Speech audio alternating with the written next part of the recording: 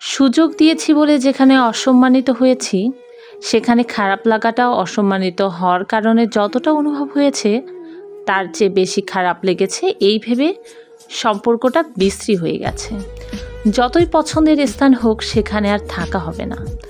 আসসালামু আলাইকুম সবাইকে, কেমন আছেন আপনারা?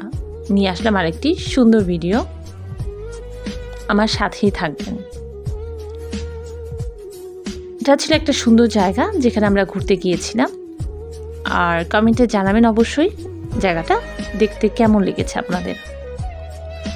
চলে আসি আমার মূল কথাতে। কাছের মানুষদের সাথে তর্কে জড়ালে আমি সবসময় যৌক্তিকভাবে আমার অবস্থান পরিষ্কার রাখার চেষ্টা করি।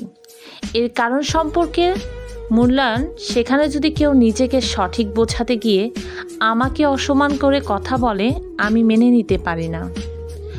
নিশ্চুপ হয়ে শুনি, বোঝার চেষ্টা করি সে অসম্মান কেন করেছে, রাগে, ক্ষোভে, অভিমানে, নাকি নিজের কথার উপরে রাখতে গিয়ে।